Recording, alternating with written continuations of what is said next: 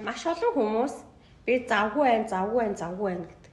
Яг яагаад завгүй байгаа юм бэ гэхээр аз жаргалтай амьдралыг бий болгох гээд ажилч хөдөлмөрлөө завгүй байна гэж ярьдаг. Харин аз жаргалтай амьдрал гэж чухамдаа яг юу юм бэ?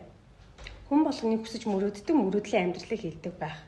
Тэгэхээр тэр мөрөөдлийн амьдрал, аз жаргалтай амьдрал гэдэг нь миний бодлоор гэр бүл, эрүүл мэнд, нийгмийн хүрээлэл, ажил харьяар, санхүүгийн хувьд харах тус энэ 5 багныг тэнцвэртэй авч явсноор бидний сэтгэлийн амар амгалан буюу бидний амьдрал аз жаргалтай байх юм болов уу гэж би хувьдаа боддог.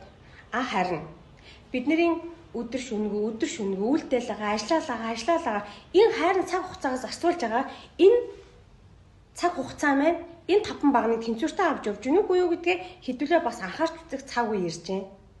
За тэгвэл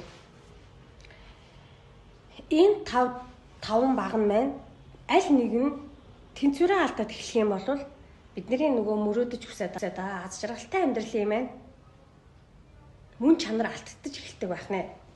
Бүх цаг хугацаагаа ажил гэж явсаар байгаа эрүүл мэнд ар гэр хайсан маш олон хүмүүс байдаг.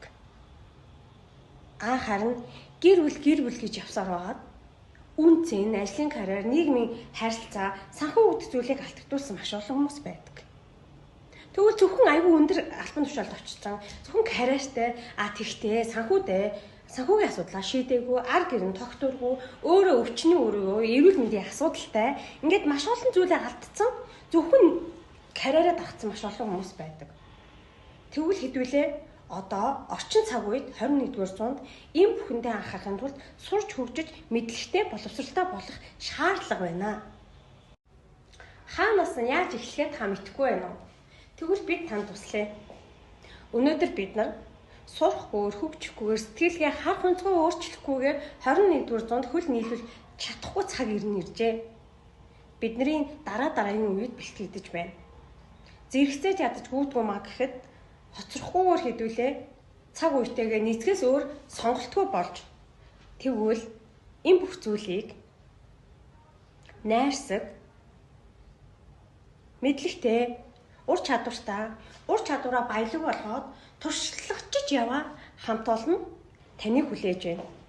Үргэлж бидний үе таалга нээлттэй байгаа та хүсвэл манай хаалгыг зориод ирээрэй. Амжилт хүсье өөрийнхөө төлөө үйлдэл хийдэг байгаараа өнөөдөр хэн байх нь чухал биш, ирээдүйд хэн болох нь чухал. Иймээс өөрийнхөө ирээдүйг бүтээхийн тулд үргэлж сонирч болно, эрэл сурал хийдэг байгаараа